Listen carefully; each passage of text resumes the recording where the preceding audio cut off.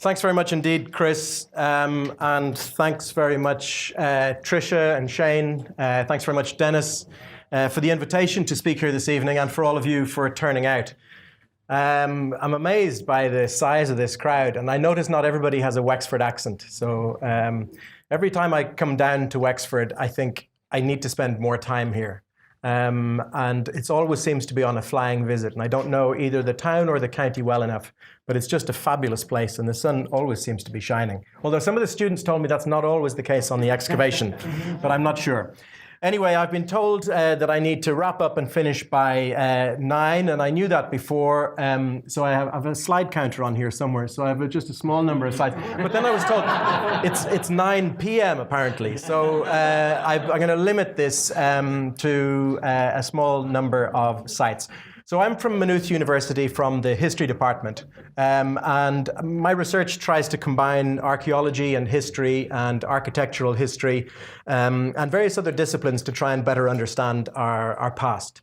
And I've tried to hone these various disciplines and this approach for this talk into looking at Ireland's earliest castles. And if you look at books about medieval Ireland, just simply looking at the cover of these books, you will see that castles have or seem to have a very important place within Ireland's medieval past. And it's not just on books about castles, but also books about Ireland generally. I don't know if it's the authors or the publishers or perhaps just the jacket designers, but they seem to like choosing castles for the front of these books. And it's not just in academic books, of course, that you'll find things about castles. Castles essentially are front and center stage for so many things now, from Hollywood to Disney World, from sandcastles on the beach to Lego games and video games, movies, Braveheart and so on. All sorts of festivals and castle whiskies, apparently, haunted tours. And so castles are everywhere. I think it's fair to say that they're the most evocative symbol of the Middle Ages. I think if you ask a child or an adult to draw something on a page about the medieval world, one of the first things, perhaps not the first, one of the first things would be a castle. And yet at the same time, they might be the best known monument, but they're also, I think, the least understood. And a lot of you people here who have researched castles before, and those of you who are working on excavations, and the excellent excavation up in Ballintubber, as well as the one here at Carrick, are every day yielding new light and shedding new light onto this story. But you will realize there are as many questions as answers. So one of the issues to deal with, I suppose, first is what is a castle? And it's very difficult to pin down a definition, but I thought I'd put together a few things here so that we can come up with essentially a short 10-word definition of what a castle is, at least in my mind. So first of all, it's a military structure or stronghold. And it has both a defensive purpose and an offensive or attacking purpose. And we often think about the defensive purposes in protecting the people who are within the castle from their enemies. The tall walls, the archers, the swordsmen on the parapet. But also it has an offensive or an attacking purpose as well. It's a base from which attacks are launched into the surrounding areas. It's a strategic headquarters and a place for a lordly retinue to be based. It's also a residence, and that's one of the things that's often forgotten, that it's usually the residence of a lord or a noble family and his or her entourage. And in modern times, I suppose the French word chateau we would associate with a comfortable mansion is the word we might use in the English language now. But a modern chateau is a great house, a comfortable place.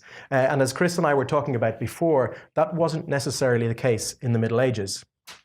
It was an estate centre. It was a centre of an administrative area, a hub of government, and a centre of agriculture in many cases as well.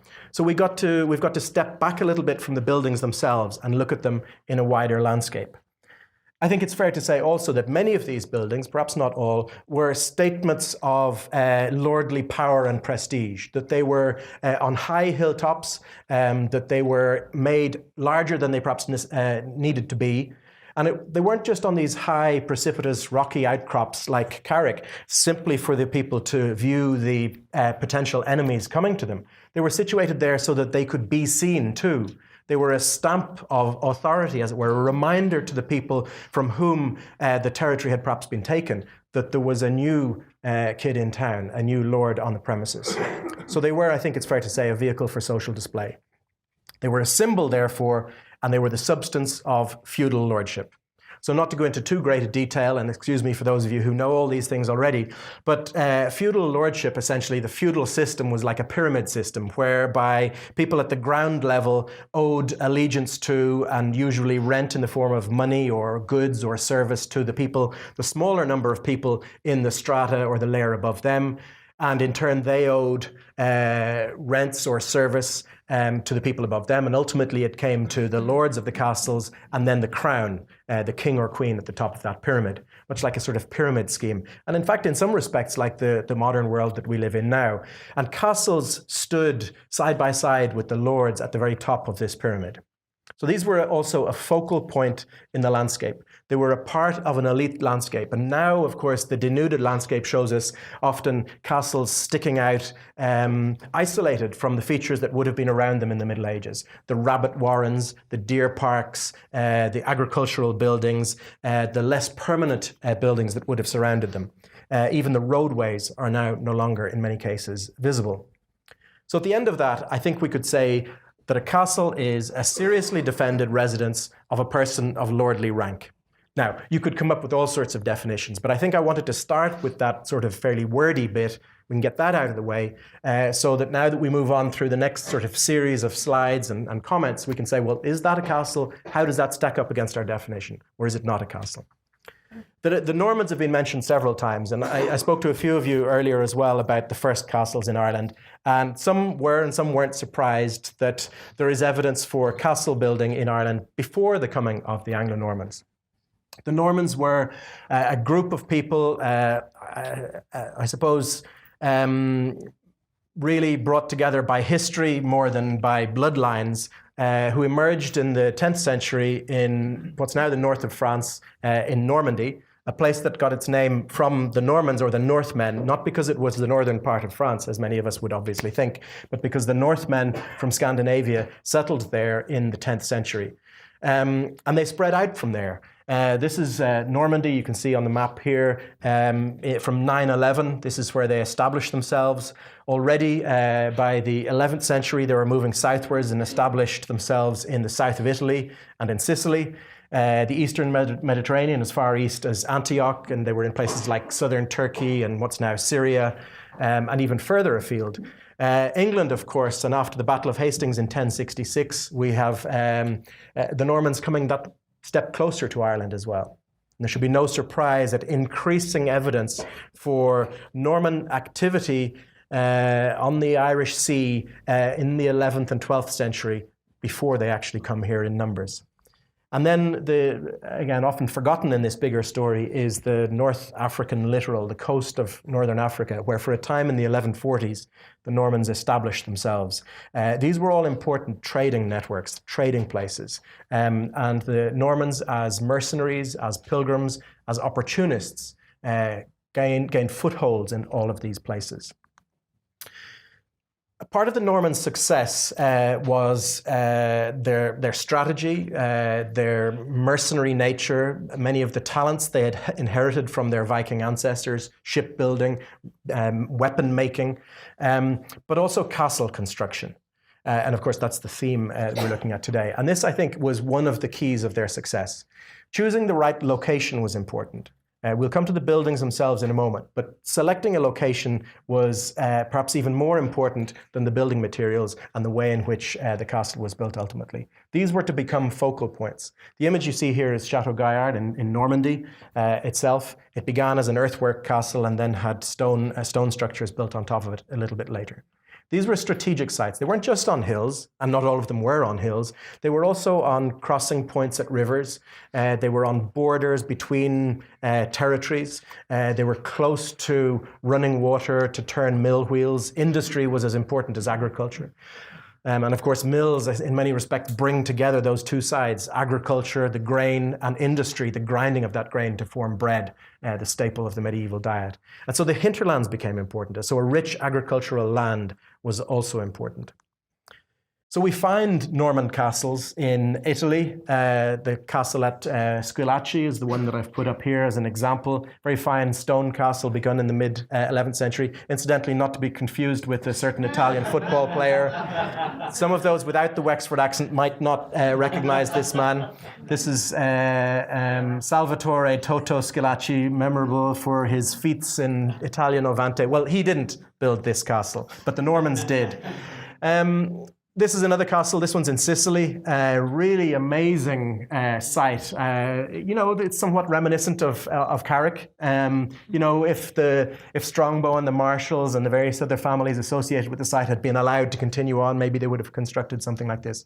But we see a pattern to all of this. We see a pattern of high rocky outcrops being chosen in very strategically important locations, ultimately with stone buildings on top of them. But often with earth and timber structures there first.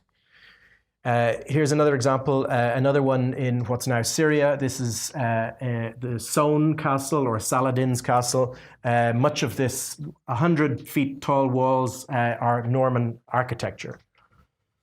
And so it's not just Normandy and England and Ireland that we find these castles, it's much further afield as well. One of the best known castles in the world is Crac des Chevaliers, also in Syria, and this is a photograph of it. This isn't essentially a Norman castle, it's a Crusader castle which had Norman inputs. The Normans, of course, became greatly involved in the Crusades because they combined their two favorite things, praying and knocking the bits out of each other, fighting and praying. So they loved these warrior saints like Saint Michael and others like him because they combined this religious piety also with the opportunity to go out with these great swords and chop people's heads off.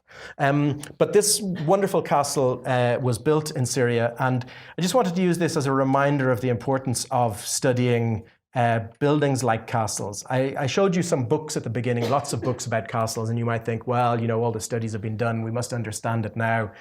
But it's important because these castles are still under threat. And this is a photograph of what's said to be collateral damage. It's just 6 years ago, less than 6 years ago, when in Syria, and we all know what's going on in Syria, and there are probably very many more important casualties than some medieval building.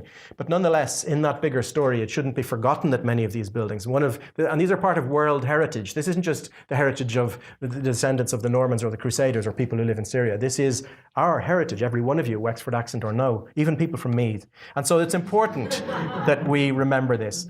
And the other thing to remember is it's not just a long way from home that buildings like this are under threat. This, around the same time, is a photograph taken of Coolbanagher Castle in County Laois. And the following year, this castle looked like that. And I'm not going to go into the details behind the fact that this castle was knocked down and essentially demolished. But there were all sorts of complications about it. And this sort of thing shouldn't happen. It shouldn't have got to that situation where a building like that, whatever you might think about it or what it represents or who it represents, should be destroyed. So there's an importance, despite my, the flippant comments that I'm making, there's an importance for all of us, not just people like me in an ivory tower in a university, to come and tell you that we need to research these things. But there is a responsibility among those of us who can to be guardians, I suppose, and custodians of buildings and heritage in whatever way it manifests itself. It just happens that now I'm talking about castles. One of the best known castles in these islands is the White Tower in London, or the Tower of London. That was one of the first towers built in England by the Normans in the 1070s. This was started by William the Conqueror, as he became. He had been William the Bastard before that. So there are various reasons that he conquered England, but I think one was just a name change thing. You can understand that. I'm really stuck with this. What do I need to do? Conquer somewhere. So William the Conqueror, and he brought some stone from Normandy. Now, of course, his masons would have been used to using this type of stone. They would have been used to how it cracked and how to carve it. But he brought some conch stone from the northern coast of Normandy with him so that the masons could use it. And I think it was more than just the functional, practical reason that, they knew where to get it, they knew how to work it. I think it said more than that as well. Not only were they building a big castle in London, but they were bringing their own stone. And people who walked by it or saw it in the distance would see that it was built out of the geology and geography, if you like, of Normandy that was brought with him. And we see this coming to Ireland a little bit later. So this is all part of the background and context to it. Of course, this was one of many castles that was built in England after 1066 and the Battle of Hastings, which William won and became conqueror. And there were about 40 or so. In the 5 years after William won this, England essentially fell like a house of cards. And partly responsible for that was this network of castles that was built from north to south. Some of them would be familiar places to you, Cambridge and Canterbury and York and Durham, Exeter and so on. Most of these castles were built of earth and timber. Almost all of them, unlike the White Tower in London, were built of earth and timber, and they're referred to either as earthen castles or increasingly now in the modern literature as timber castles. And we have a bit of an idea as to what they might have been like, and certainly how they were perceived from the Bayeux Tapestry. I have in inverted commas the tapestry because in fact it's an embroidery, but we're not going to try and rewrite that bit now. The Bayeux Tapestry. So here on the left we have the construction of a motte. You might see there Hastings, Caistre, the Castle of Hastings, and I put this up. It's a sort of cartoon. But it's contemporary. It's probably from the 1080s or so. This is.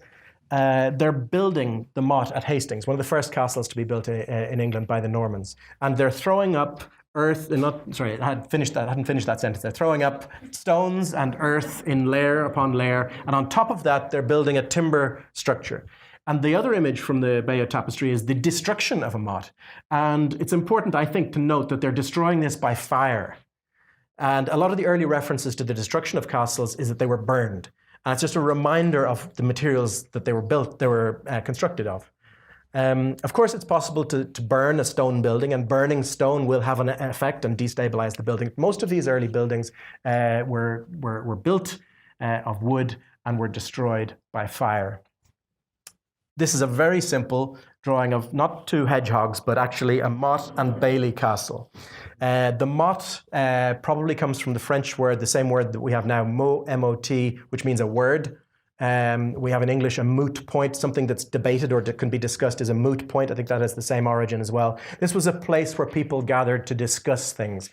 Parliament is something similar. Parler, the French verb to speak. The idea that people would gather together much like us, and you wouldn't have one person droning on like now. You would be able to discuss things, which we might be able to do afterwards. And I think that the origin of the word motte probably comes from that side of things.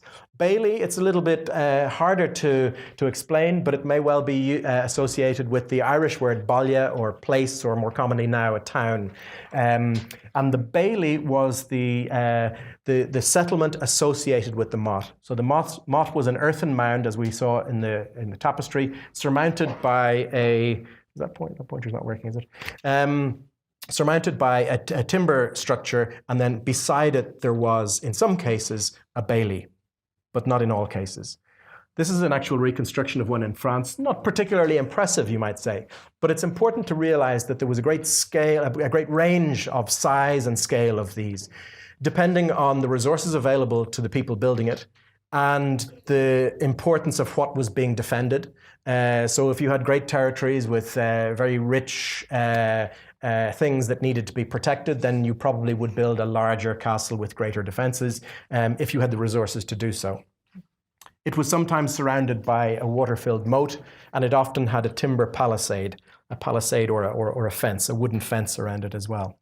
And it was surmounted by this wooden building that's often called a bretache.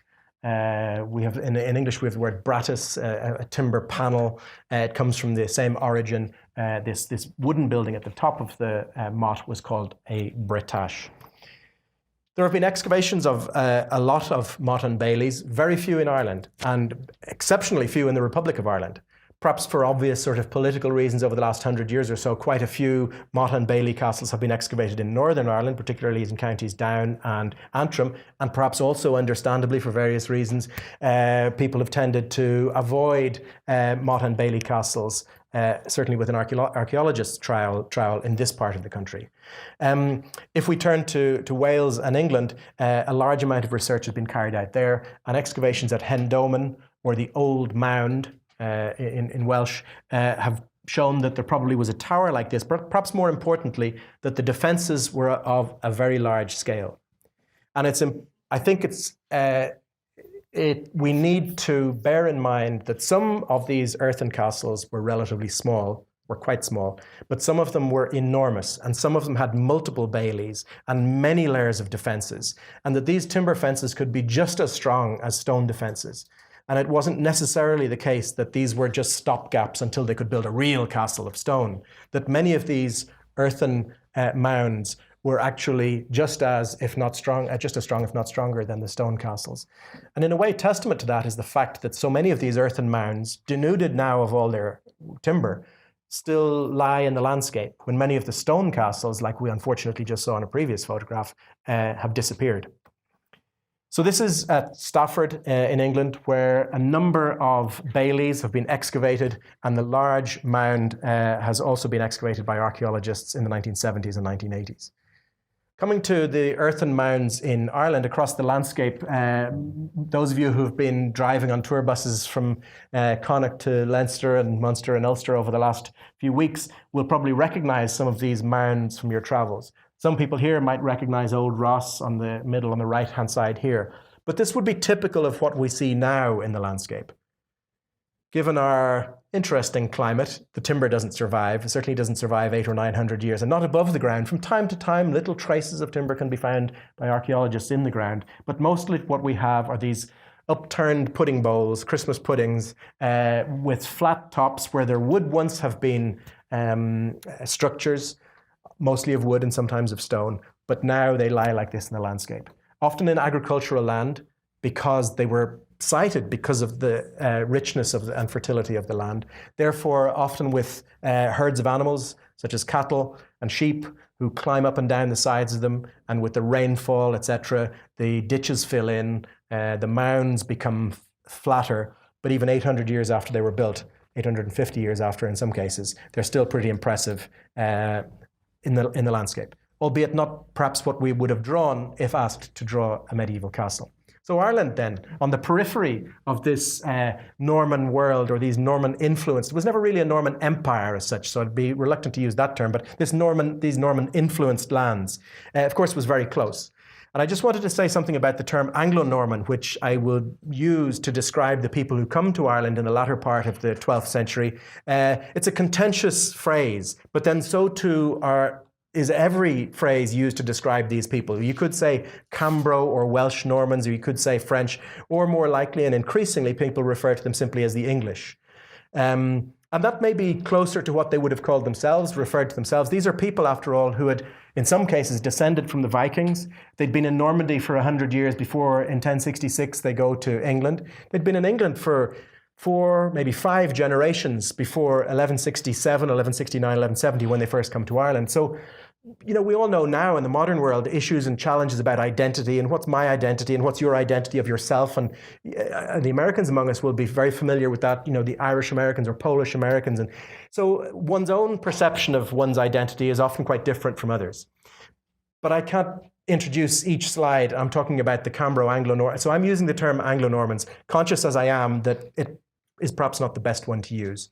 It's the one that you'll find most frequently in literature, especially written by archaeologists. And the other thing to bear in mind is the fact that in calling these people English, some of you will be aware of the phrase 800. It should now be changed to 850 years of oppression, and the beginning of the English hold on Ireland. And that's probably a legitimate claim, but I don't think it helps in this instance. So I'm going to use the phrase Anglo-Normans. At the Creek of Baginbun, Ireland was lost and won. A phrase familiar to some of you. This is the beautiful beach at Baginbun. And this is where the third group of Anglo-Normans pulled up their boats in 1170. We don't hear very much about 1167 because Giraldus Cambrensis and his people weren't on those boats in 1167. So we hear a lot about 1169. And of course, if it was 1167, we'd be 2 years late for celebrating or commemorating or noting or marking in our diaries, whatever it is we're doing, the 850th anniversary. But there were Normans who came to Ireland in ships in 1167, and it was fairly unsuccessful. 1169 was, depending on how you look at these things, more successful, and then 1170 larger groups came, and more in 1171.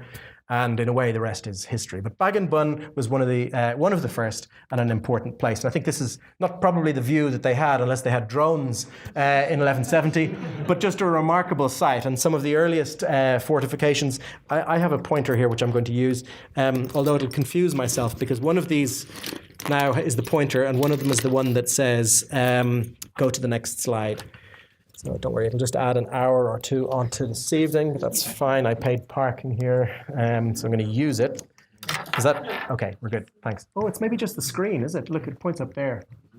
Ah, clever. Okay, thanks. Now I have 3. Oh, thanks, Dennis. That's better than mine. Thanks. Okay, so anyway, I'll point on my screen so at least I can see it. Over here, the yellow gorse, firs, whins, whatever you might call them, mark some of the earliest fortifications in this part of the country built by the Normans. Not the earliest, we'll come to that. And this was cutting off the headland at Baginbun, and this was in 1170.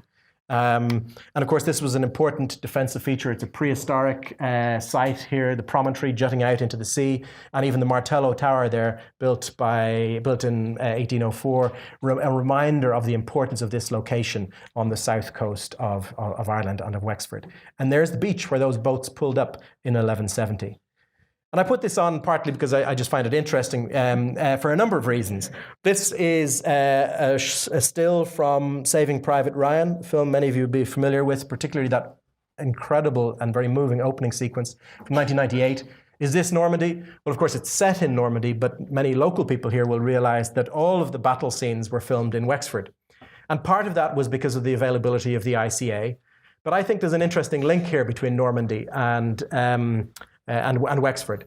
Not just because they chose this. I don't think that Tom Hanks and co. and was it Spielberg or whoever else was involved in it said, oh, the Normans went there, we've got to choose that. There's all sorts of symbolism in it. But I think it's interesting because of the landscape. And the place in Ireland with the landscape closest to Normandy's landscape, even in the modern geography, is Wexford. That's partly because, I suppose, of the climate, and it's geographically closest. But now it's also because the landscape around us has been sculpted by the Anglo-Normans and their descendants. The landscape, not just of the land, but the landscape of the towns, the streetscape, and the landscape of the people. And of course, you'll be familiar, many of you, with the surnames, the accent, and Yola, the dialect as well. There's all sorts of things that link Wexford and Normandy particularly, not just the fact that you get the ferry from Rosslare if you're going to Roscoff or Calais, well, Roscoff in Brittany, but in Calais as well. So it's not just Tom Hanks and co. And anybody, if you're watching this, it's interesting, in such a moving film, you suddenly see fields of ragwort. And that has to be Ireland. Those of you who know are in the know. That's definitely Ireland. And the Frisian with the number Frise branded onto its butt. It's just, I think, an interesting connection. I've muddled up my things.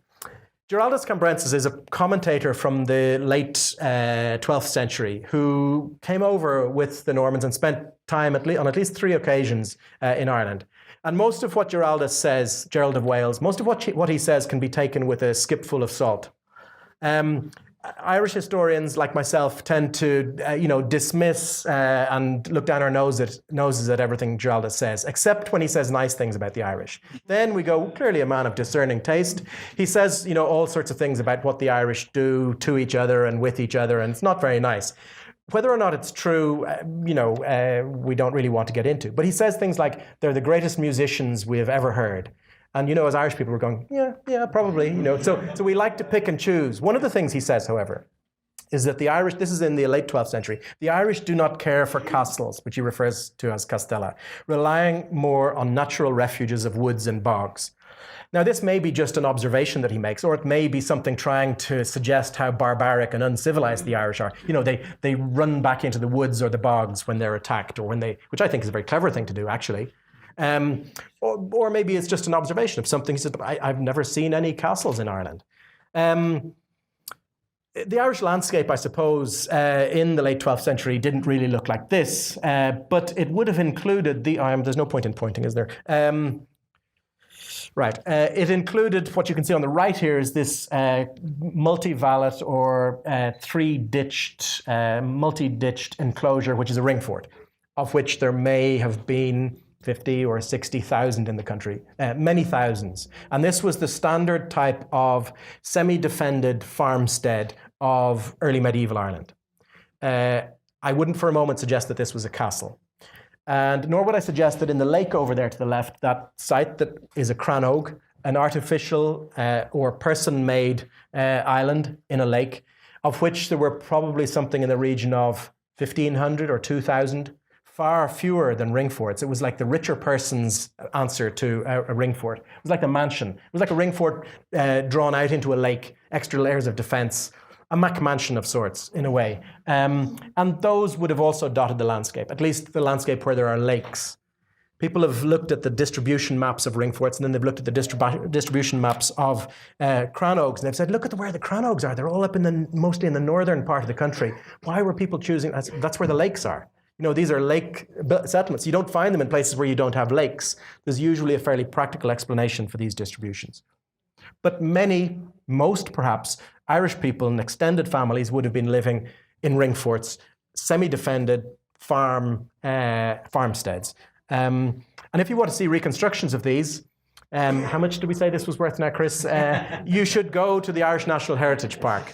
Some of you have extra vouchers, and I think you should go there. It's a reconstruction of a ring fort and a very fine reconstruction of a crannog, fairly recently refurbished. And I think if you haven't already been, I would certainly recommend you go. I think some of you have been there in the last little while. But these are remarkable, and it helps transport you back in time, maybe 1,000 years or more, to when these were the standard cottages and housing estates and perhaps castles of their time.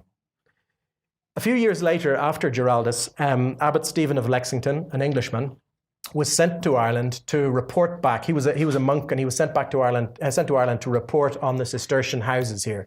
And among the things he said was, the Irish have neither castles nor halls nor even timber houses or saddles for their horses, but huts of wattle as birds are accustomed to build. So again, you know, it was in his interest to paint a sort of picture of the Irish as being fairly backward and fairly in need of help. A bit like Giraldus. You know, it was a justification. You see this right up until modern times, a justification for invasion and attack. And for, you know, we're really helping these people. We're civilizing them. We're bringing, they all need Christianity, or they all need Apple iPhones or whatever. You know, we're bringing these people to the furthest out. We all need broadband, those poor people living out there. You know, maybe we do. But the Irish, of course, at this time were building places like Boyle Abbey or Mellifont. Now, admittedly, with the help of continental orders, but they were doing this before the Anglo-Normans came to Ireland, and 100 years before, well, almost 100 years before Stephen of Lexington came to Ireland. So they were certainly capable of building large buildings of stone. They were constructing incredible high crosses from the 8th, 9th centuries. They were building round towers, probably from the 10th century, in stone, probably from the mid-10th century. They could have done this if they had wanted, I think. Now, again, you might say, well, that's an easy thing for you to say. They could have if they'd wanted.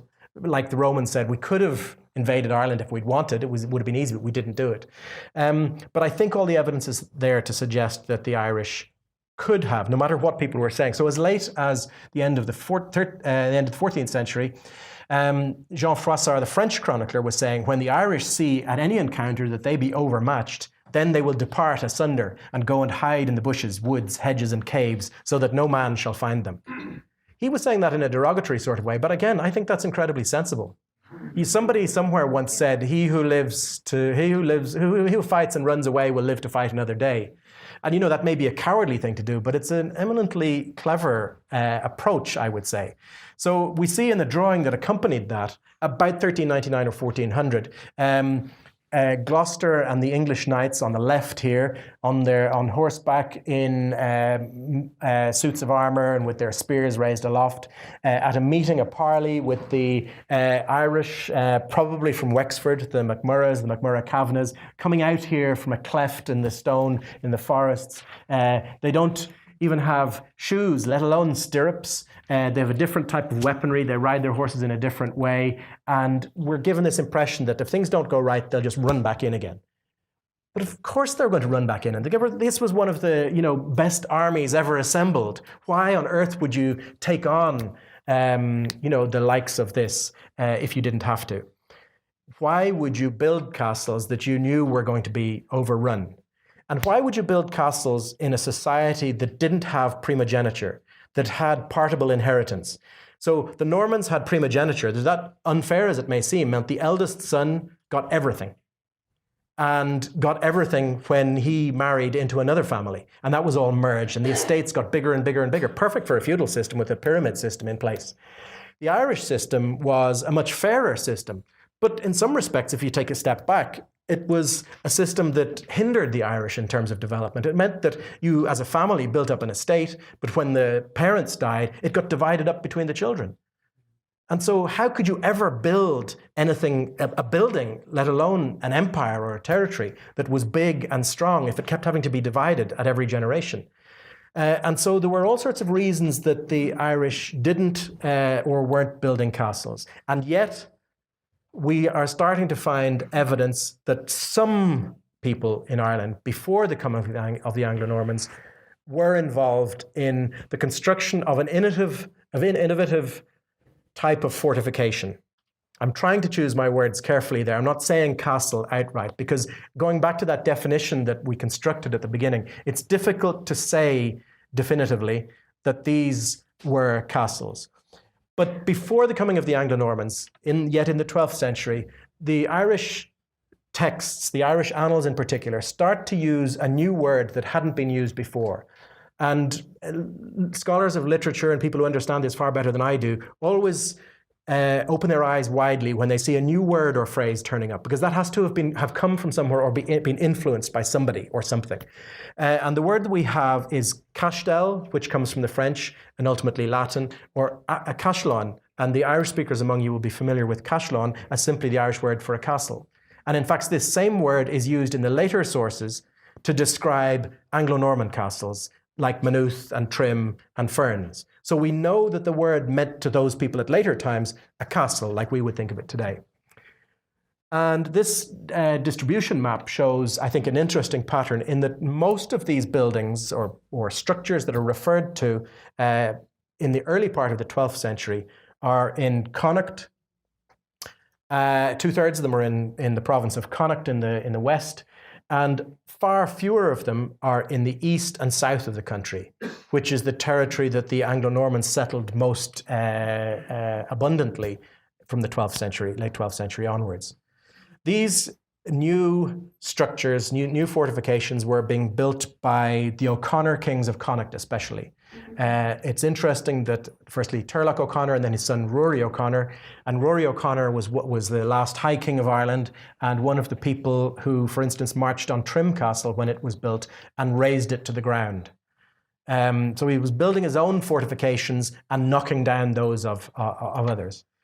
Interesting, I think it's always amusing to think that Kieran O'Connor, one of the great castellologists or castle experts in Ireland in Galway University, is a descendant of Rory O'Connor, and he's going about the country restoring castles that his direct ancestor was knocking down 800 years ago. And this is a list of some of them. Dunlow, which we would now know as Ballinasloe, Galway itself, Athlone Castle was burnt. Does that give us an idea of what it might have been constructed of? Perhaps. Turlough O'Connor died at his castle at Dunmore in County Galway. And closer to home, in 1166, Dermot MacMurrough, his stone house was demolished at Ferns here in County Wexford. This is 1166, a handful of years, well, at least 1 year before the coming of the Normans. Now, I don't think it was this building in particular that was referred to, but almost certainly it was on this site. So these stone buildings, we could debate this for a very long time. There was a fat lady singing in an earlier slide that I was going to use, but I decided not. We could debate, were they castles, were they not castles? And I don't have an answer to that. And perhaps you do, but I just thought it was important that we broached this subject in the first sort of couple of hours of this talk. So the Anglo-Normans then, and this map shows the distribution of Anglo-Norman influence in Ireland after 1170, let's say. especially in the south of the country, the east of the country. The Anglo-Normans spread out by 1300 right around the east coast and up into Antrim and down, but also as far west as places like Tralee and Dingle in County Kerry are Anglo-Norman foundations, and many of you are working over in Ballintubber as well. I presume Neil Brady is working on over in Ballintubber as well. Is Neil there? Let's see. Oh, yeah, very good, very good. I learnt at the feet of Neil Brady for many years. Is this live, Neil? Can you hear me? So this is more specifically a distribution of earthwork castles on the right-hand side here, Motte and Bailey castles especially. So almost the complete opposite to the distribution, albeit of only a few potential castles or fortifications before the coming of the Anglo-Normans. And we see Wexford here in the south. I think I might highlight it next. Yeah, here's Wexford in the south with, I suppose for Leinster, what you might say an average number of earthwork castles, of Motte and Baileys in particular. More than, say, Wicklow or Carlow or even Dublin for that matter, but fewer than, say, Kilkenny or Kildare or Meath, which were heavily encastellated. And here's a slightly different view. I think I might have been falling over when I took that photograph of Old Ross, or it was on my way home from, I was on a bicycle, I'm sure. But I think actually I was trying to be a little bit artistic, but I was also trying to remind myself, if not you, of the importance of agriculture and this really rich, it's just grass, I think, growing in here in the foreground. But the importance of the surroundings of the castle as well as the building, whether it's earthen or stone itself. And this is Glascarrig, also in County Wexford, on the coast, clearly. In many respects, an unfortunate site. But one of the downsides to selecting a strategic coastal site like Glascarrig, as the Contons did in the late 12th century, is that it is prone to erosion. And thankfully, a number of local people and groups, as well as the Discovery Programme based in Dublin and the Cherish project, are now involved in survey and research. I don't know if anything can be done about what's already collapsed into the sea at Glascarrig, and I hope something can be done to retain what is clearly eroding into the sea at an alarming rate. So this slide on the left, this photograph on the left, is to illustrate the strategic siting of a place like Glascarrig, but also the precarious nature of this site. And again, if we imagine the mound surrounded by settlement and buildings and all sorts of features, and then we can see that most of those have probably now collapsed into the sea. In terms of what was surrounding these sites, this is Callan on the King's River in County Kilkenny, and this is a description from 1307, associated actually with a description of some other sites in County Wexford in the early 14th century, that suggests there were agricultural buildings, including a large wooden barn, a timber building for oxen, and stone-built stables beside the motte.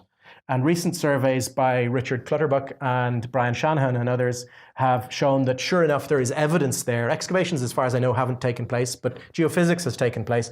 And this survey has shown that around the motte here at Callan, you have all sorts of interesting anomalies in the ground, suggesting a complex arrangement of structures associated with that early castle. So when we drive by or we walk or cycle by these sites and we see this isolated mound, for instance, at Callan, or at Glascarrig, it's important for us to try and visualize the landscape around them and to take a step back from that. It's particularly important, I think, for our planners to bear this in mind as well, and perhaps not leave these as isolated sites or cut through with roads right beside them. And I appreciate, having just come past Ferry Carrig in the car, how helpful that bridge is. But I think we need to be delicate in our choices between the need for development and the evolution of our road structure and the need for preservation and conservation of monuments such as Motte and Bailey's. And again, on the Wexford theme, I wanted to use an image by the late Billy Colfer. It's never difficult to do that because his photographs and his drawings, and especially his descriptions, are just so useful and they stand the test of time so much. This is a drawing that Billy did of a Motte and Bailey, and I think it gives a good idea of what they would have been like, and perhaps what Callan might have been like in the early 14th century. This is a site in County Carlow called Castlemore, or Forth, another Forth, not the one in South Wexford. And this was also held by the Bigoods, Roger Bigod, the Earl of Norfolk, when he took over lands in South Wexford as well by inheritance. This is a project that the Discovery Programme was involved in through the Medieval Rural Settlement Project, directed by Dr. Neil Brady in between about 2003 and 2010 or so. And in a few years at that time, I was lucky enough to work with the project. We walked these fields around the Mott and Bailey. So here's an aerial photograph of the Mott and part of the Bailey at Castlemore. And we found all these dots. And I'm not going to go into the details of what it was that we found, but we found in walking the fields in the plough zone, after this, the ploughing and harrowing had taken place, all sorts of pieces of pottery and some prehistoric pieces of flint and lots of Coke cans and modern things just thrown over the wall, unfortunately. But interesting clusters of artifacts within the field. And it reminded us that also at the other end of the field were the remains of a parish church.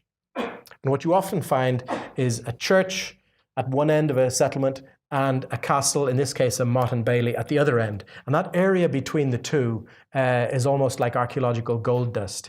And that's what we found when field walking. And when we got Paul Gibson from the geography department at Maynooth University and his partner Dot to come down and do some geophysics, we were amazed by what was found. And many of you here will be familiar with geophysics, or geoswiz as it's sometimes called, but this geophys just turned up lots of really interesting features. I now see a basketball court, football of course, or something. But this, I wish I had a pointer, or maybe I do have a pointer. I had that sword earlier, but I'm going to revert to old technology.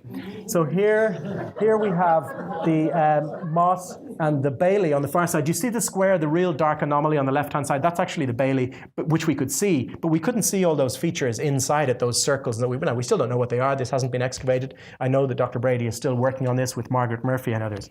But it just reminds us that this is a remarkably complex landscape, even though it's now just a plain old field with a crop growing there once or twice a year, as it has for 800 years. You can be fairly sure that arable agriculture has taken place there for the best part of 1,000 years. And then ringworks. Mott and Baileys are the most common type of earthwork castles, full stop, especially in the Norman world. And their lesser known cousin is I'm going to eat that if I hold it anymore, so I just put that. So the lesser known cousin is the ringwork. And there are many scholars in Ireland who still have problems about this, partly because a ringwork is so difficult to identify. And I mentioned earlier that we have about 40 or 50 or 60,000 ring forts across the Irish landscape, even down to the present day. And if you look at this photograph, you can see there's many similarities between the two. A Mott and Bailey are much more easily identifiable in the landscape. There are only about 60 or 70 known, but that number is increasing, and I think it will increase further now that people know what they're looking for.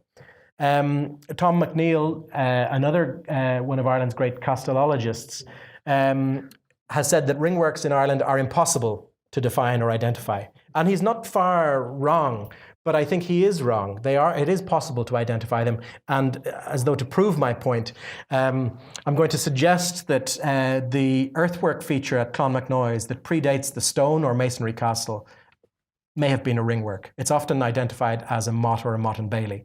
That here at Danestown in North County Meath, we have a ringwork beside a parish church. And the road that goes through the woods there to the north of the site is a boundary between two townlands, two parishes, and two baronies. And so I think the strategic significance of this isn't just the rich agricultural land, but that this is close to a boundary. I think the position of a deserted medieval church is also significant. Now the fact that these ringworks, the ditches have filled up so much, that the banks have eroded so much, makes them even more difficult to identify in the landscape. And this pretty poor photograph, I'll admit, I think demonstrates the potential depth of some of the surrounding ditches and the material that may have collapsed from the mounds themselves. This is 3 meters or 10 feet or so of fill in a ditch surrounding an excavated ringwork. And the other thing that I find interesting is that over the last generation or so, archaeologists excavating some of the larger stone castles in the country, Adare, Carlow, Maynooth, Trim, Kilkenny, and Ferns, have identified ringwork castles predating them. So that there were ringwork castles constructed, earth and timber, similar to mottes in many respects, and then they were replaced by stone structures. And it's only when the stone structures are excavated that you find the ringworks beneath. And of course, one of the finest ringworks that you can visit is at the Irish National Heritage Park. This is one of the only, if not the only, non-reconstruction of an archaeological monument. And I think it's very significant and timely that it is now being embraced within the wider park. I think it's interesting, and I've thrown in a few political asides through this, that it wasn't included before, at least not really, and I know it's peripheral anyway, there's nothing can be done about that. I also think it's significant that another of the replica monuments, this round tower, pierces up through the centre, through the heart of this, the very first Anglo-Norman fortification built in Ireland. It's interesting, many of you will be aware that this was a monument to the Irish fallen in the Crimean War, and it was the late 1850s that this was built, probably using stone. I think maybe, Dennis, it's fair to say, using stone from the stonework castle that was built inside the ringwork. And looking at the names of the people who were involved in raising money for and constructing the round tower, you might not necessarily have thought that they would be the people who would symbolically want to pierce through the heart of the first Anglo-Norman fortification in the country. But when you look at the symbolism of the round tower in the Gaelic revival of Ireland in the late 19th and early 20th century, and the fact that it is used in so many publications alongside the shamrock and the wolfhound and the high cross, essentially anything that is associated with Christianity, or more importantly, with a pre-English, untainted Ireland. I think there is some symbolism there, and it's clearly something I need to work on a little bit more. No kidding, Michael, I hear you say down the back. But I just think there's something going on there, and I may be going off on the wrong track, but it's something that we could look at. A little bit closer to home for me, I'm just going to briefly look at the larger landscape of an Anglo-Norman lordship in Ireland and the construction of castles associated with it. This person on the left here is Hugh de Lacy, or Twinkle Toes, as he was sometimes known, drawing a large sword from its sheath, like some of our colleagues here. And this is a drawing from Giraldus, from a marginal drawing in Giraldus Cambrensis. So it doesn't, I think, paint Hugh de Lacy as a particularly powerful or fear-inspiring man, but nonetheless, we're led to believe that this was him. And Hugh de Lacy was granted the lordship of Meath, which included what's now Westmeath and parts of Longford and Offaly and a little bit of Louth, that Louth people keep stealing to when they increase the size of Drogheda. And he was granted this 800,000 acres of lordship by Henry II in 1171. And he constructed, or had his people construct across it, a network of fortifications, these triangles upside down and the right way around. Don't worry too much about the way the triangles point. But these are all mottes and Mott and Bailey castles. And in the late 12th, early 13th century, this lordship of Meath became one of the most encastellated parts of Europe. There were very few places anywhere in Europe with such a concentration of fortifications. And I mentioned at an early point, 3 or 4 hours ago, that one of my approaches is to try and bring archaeological and historical sources and so on together, and to use that to try and better understand the landscape. And when we were working with Margaret Murphy and Neil Brady and others in the Discovery Programme, we had the opportunity to look at the Dublin region. And here we took a primary source for the coming of the Anglo-Normans to Ireland, a source known by many as the Song of Dermot and the Earl, and a distribution of the Mott and Baileys of the Dublin region, including all of Dublin, parts of Meath, Kildare, and your neighbours Wicklow. And we identified one barony in particular. This was the barony given to the Baron Adam de Fipo. It says so in this document. And Screen, he said, de Lacy gave by charter to Adam de Fipo, he gave it. And we know a little bit about Adam de Fypo, and we know where the barony of Skreen is. I've tried to highlight it a little bit up there. In fact, that's a little bit better. So this was the territory that was given to Adam de Fypo.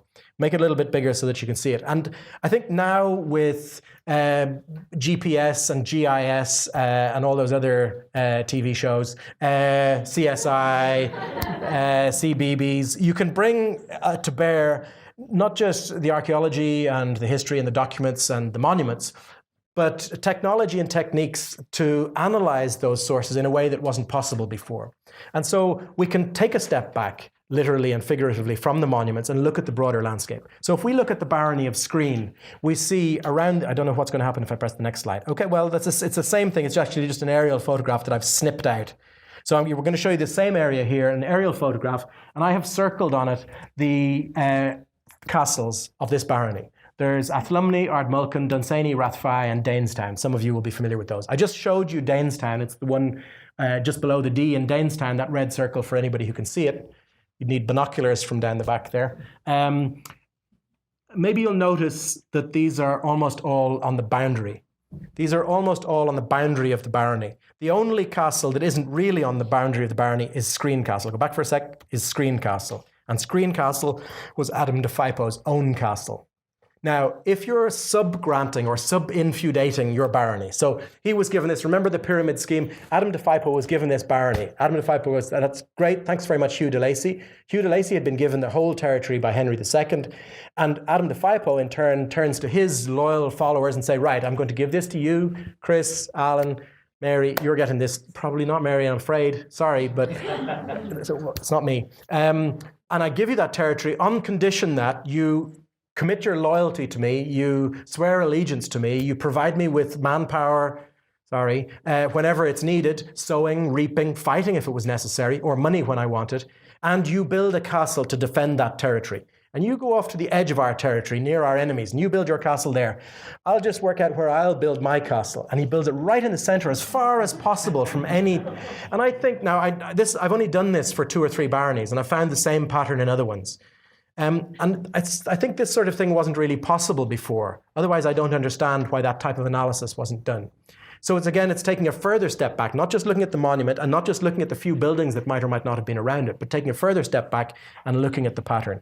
And if we take one more step back, I'm sorry that I'm going from a sort of black and white to color and so on, but you see, I'm stuck here with all these wires, but you see Meath and Louth and Westmeath and Dublin here. Dublin only has a handful of motts, but they all have baileys, these circles here. And I think they all provide a defensive element around Dublin city or Dublin town against not the native Irish, but against the other Anglo-Normans in Meath. And Hugh de Lacy's greatest frontier, if you like, was up to the northwest there. So in Louth, so he was keeping the people from Cavan and Monaghan and so out. You can sort of understand that in many respects. You could reinstitute some of these things. Sorry, I'm just trying to be mean to everybody, so it's completely fair. I know some of you know where I'm parked. I have the engine running. So I think there's a bigger pattern here. It's a system, it's a network of fortifications. It's not just a randomly selected mound in a field. There's strategy to the individual site, but there's strategy at a much, much higher level. I think the heater is on behind me here as well. And to early castles of stone then. Okay, so I've referred to these a few times, and this is, in all of this, I'll just go back for one second. No, I won't go back for one second. In all of this, Hugh de Lacy needed to find a caput or a headquarters, a hub of government for this massive lordship that he had been granted. And he selected Trim, and he built an earthwork castle there. And he selected Trim, which had been known, which was a known focal point. It was a church centre, not a hugely important one, but a relatively important local church site. It was on the River Boyne, important transport network. Archaeologists have found prehistoric as well as early medieval artifacts and features here, which suggest it was known throughout generations. This is an aerial photograph. You see the castle in the foreground, part of the walled town. Trim was probably about the same size as New Ross or Waterford in the Middle Ages, around Ireland's sort of 10th largest town, that sort of size in the Middle Ages. It was walled, it was both sides of the river, and the castle was a really important part of this. This was built by Hugh de Lacy as a headquarters, not just for his town, but also for that entire lordship. And before it was excavated by, did you see that? Before it was excavated by, there you go. Before it was excavated by David Sweetman, firstly in the 1970s, and Alan Hayden then in the 1990s, it was assumed that it was built on the top of a motte, because the most common type of earthwork fortification in Ireland, and especially in Meath, is the motte and bailey type. But when it was being excavated, it was realised that actually there was a ditch around this that wasn't so much like a motte and bailey, it was much more like a ringwork. And so I'm trying to sort of bring in Carrick on that.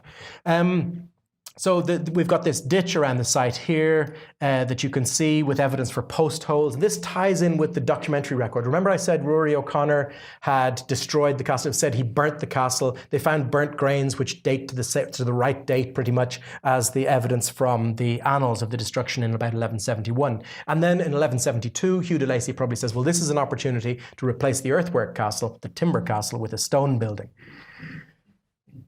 Reconstruction drawings are excellent, I think, generally, just as a tool, as a way of envisioning monuments and landscapes in the past. For those of us like me who have difficulties doing that, we can be very critical of them. This is work done by Uto Hogarth-Isle of the Meath Hogarth-Isles and Kevin O'Brien of the Meath O'Briens.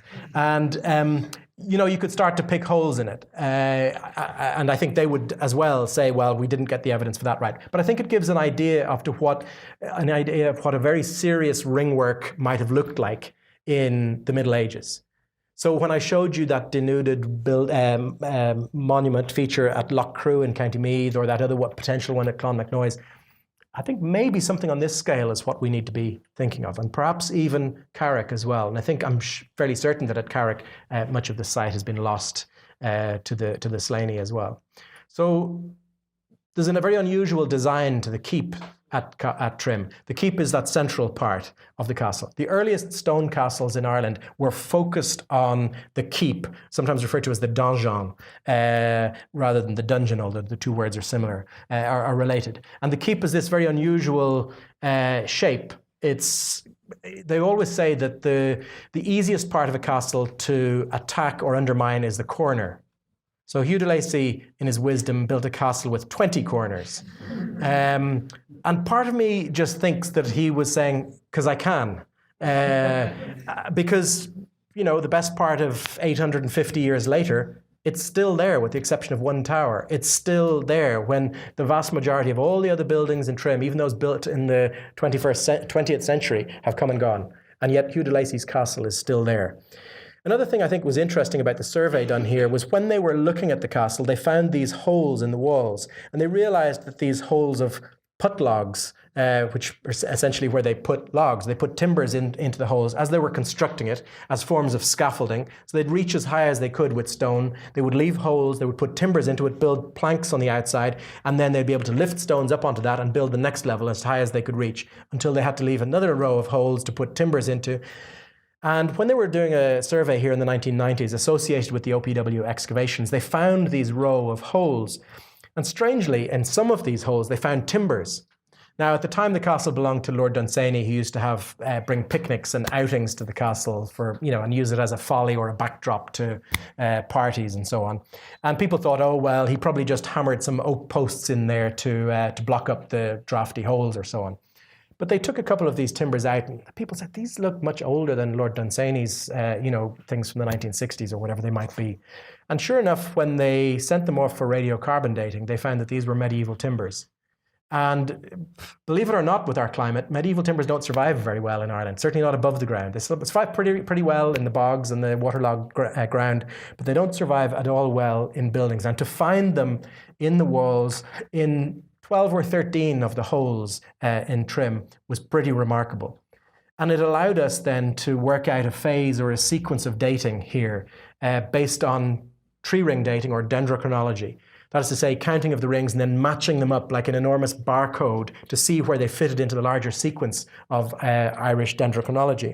And one of the good things about having such a wet climate is we've got a remarkable range of oak timbers dating back 7,000 years. So we've got a complete run of Irish dendrochronology for about 7,000 years.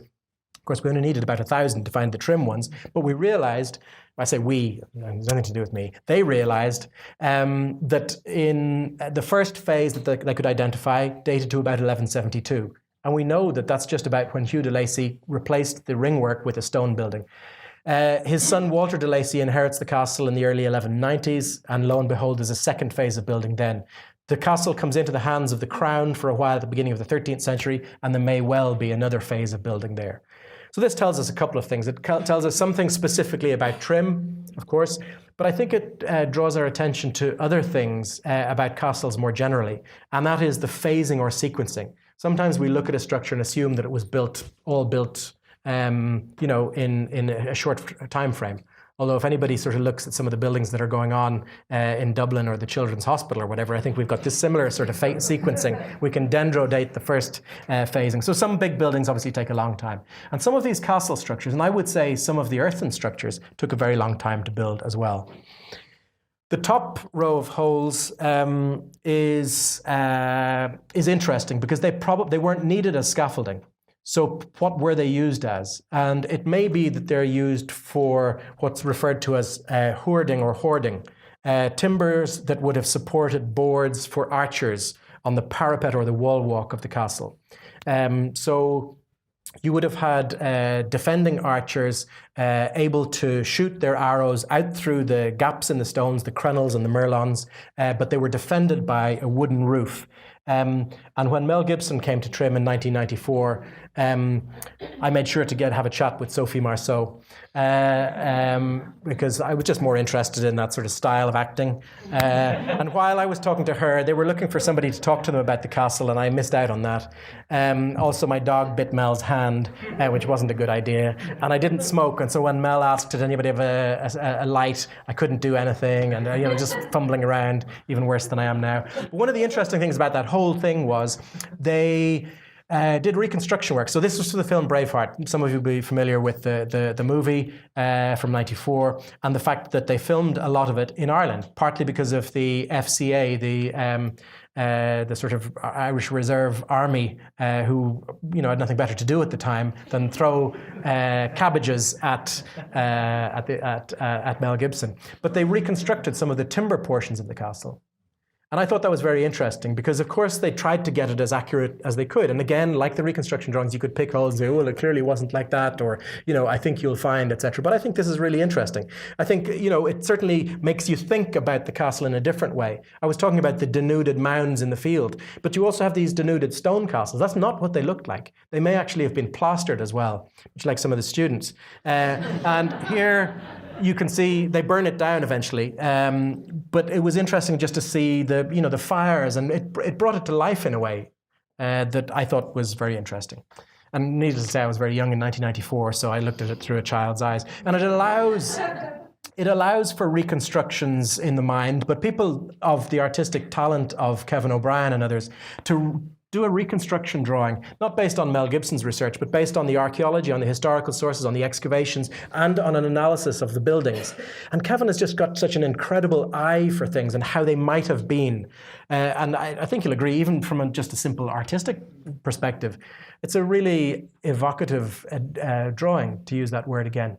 And I think the Trim in 1300 or so, Trim Castle in 1300, may well have looked something like this. And so we've got Kevin to thank and the shoulders of those he stood on. No, those of whose shoulders, before to thank. So this is a distribution of stone castles in Ireland. And again, of stone castles built of what we might call early stone castles, built between about 1169 and 1320, which is the first major phase of stone castle building. Far fewer stone castles than earth and timber castles, maybe 150 or so. And the distribution is quite different. We're going back to finding stone castles in Connacht. Again, you find some up along the coast, up into Antrim, perhaps a more, what's apparently a more random distribution of stone castles. And on the left, you see a photograph of Maynooth, which is a very close cousin of Trim in terms of its style and probably in terms of the time frame at which it was built as well, I would say in the 1170s, 1180s. Earlier than I think most authors would say, and they may well be right, but I just feel that it's earlier than many people say.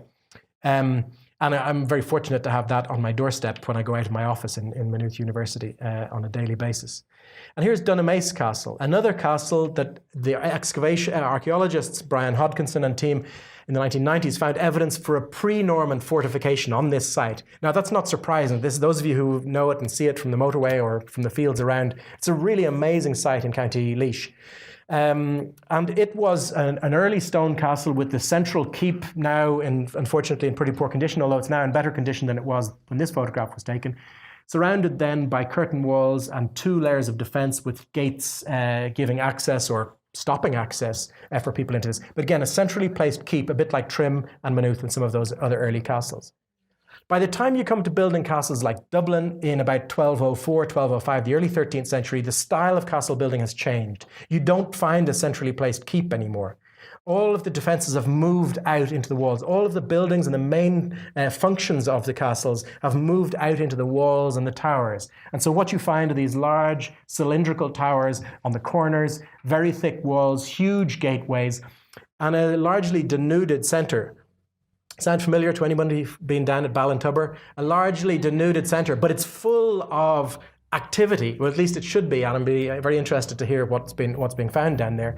And so that Dublin, maybe by about 1300 or so, could have looked something like this. Now, I think Stephen Conlon, the artist of this reconstruction drawing, which is excellent, has probably underplayed the significance of interior buildings, of buildings made of organic materials, of wattle and daub and timber and clay that don't leave such a trace as these big stones.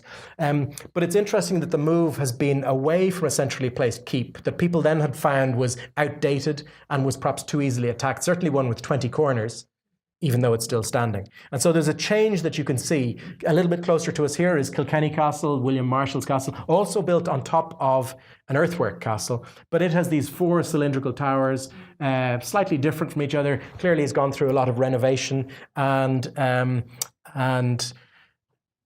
wall, there would have been a 4th wall across the back with the major gate in it, probably looked something like this. It was possibly the weight of the gate or the attraction of it as building stone that meant that that wall collapsed first and disappeared. Again, overlooking the River Nore, centrally placed within the Marshall lordship. And then we have another type of castle, a little distinct handful of castles referred to, again, in the sources, in the modern sources, as 4-towered keeps. They were keeps with 4, they almost combine the two. They're like a hybrid. They're like a centrally placed keep with the walls surrounding them. And you don't really see it very well from Terryglass in County Tipperary, which many people have said has been knocked down to this level. I think it's actually never built above this level. I think it was built, it's far too neatly stopped. I think it was built to this level. If you imagine the dates I showed you there for Trim, and it was built nearby, I think the intention was clearly to build this 3 or 4, but then ran out of money. You know, you see bungalows around the countryside now built to about this level and stopped, with polythene or silage wrap across the top of them because people ran out of money. I mean, it's all too familiar to us now that, you've got all these great ideas, and perhaps when things start going again, they get building on the bungalow or they get building on the castle, but I think at Terryglass it never happened.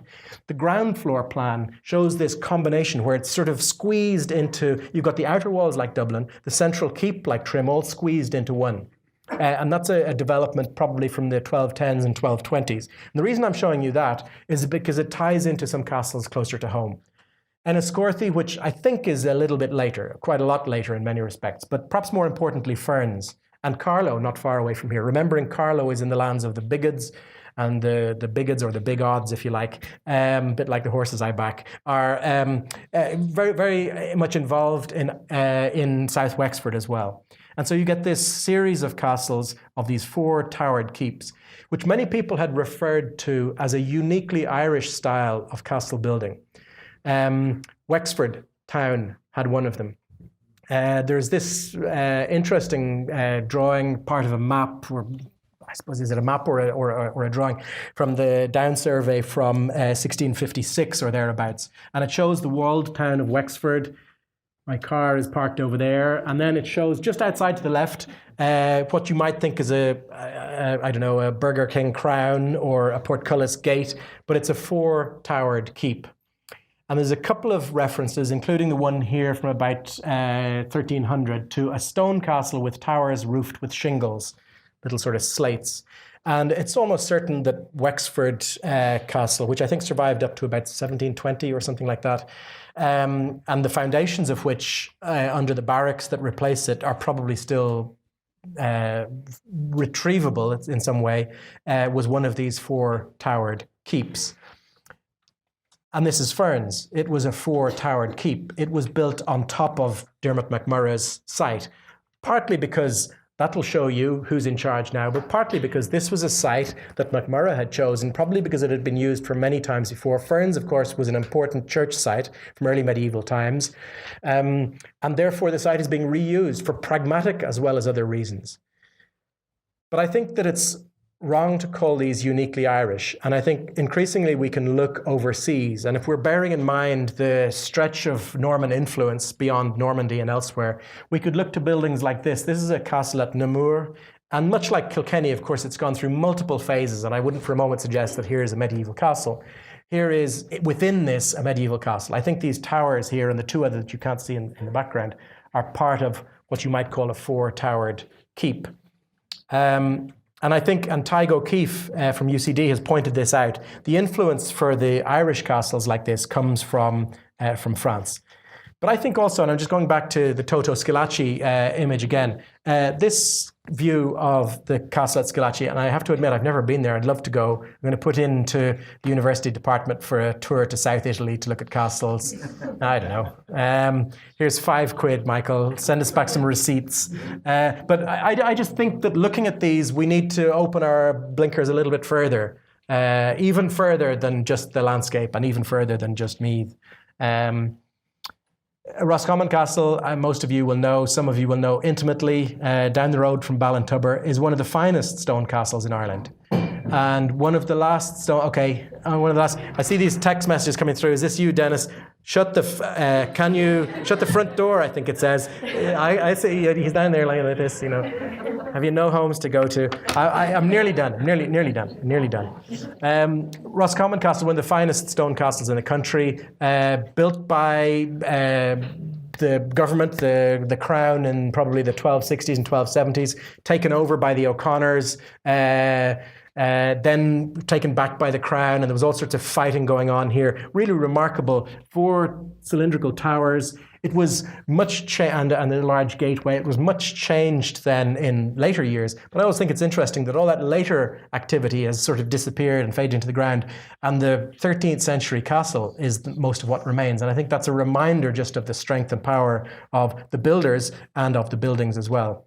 Another reconstruction drawing, trying to share this out a little bit. This is Dan Teach Tyler. Again, just really interesting ideas and interpretations of what's there and what's been found and what's missing as well. And this is what Dan thinks the castle may have been like in about 1300 or so, maybe 1315, with a water-filled moat around the outside, with double defences at the gate, and all sorts of interesting things going on. I know you can't, in the few seconds that I'll show this up, sort of appreciate this, but I'm sure you'll be able to get access to this online, certainly, and have a look at it in your own time yourself. I just think these reconstruction drawings, while in some respects problematic, of course they are really useful.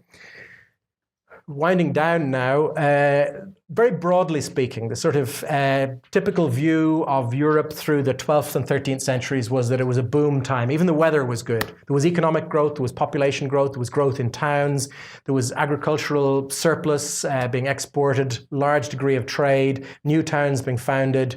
And generally speaking, the 14th century was like the Celtic tiger, and then the boom after that.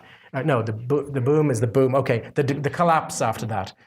Austerity measures, etc. The weather got worse. It always seems to be worse. When things are going badly, it just looks, you feel miserable, you got no money, and you look outside, and it always seems to be raining. And I think that also meant that there was an increase in insecurity, not just individually, but there were more attacks. There was less to go around. People were stuck for food.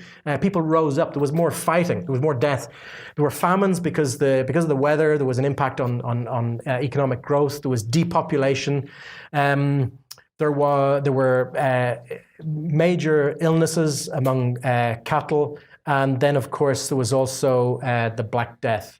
in the middle of the 14th century. And that, if you'll excuse the pun, put in a nail in the coffin for many people, particularly those living in towns and in castles where they were living close to each other. Not so much people living in the countryside in less nucleated settlements.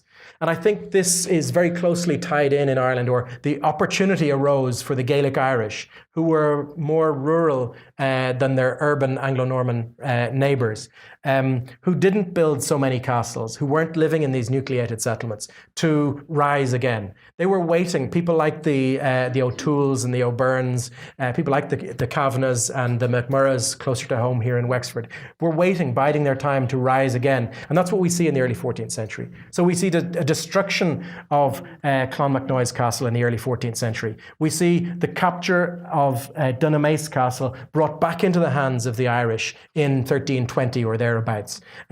So coming back, as it might be seen, into the rightful hands, the hands of its rightful owners.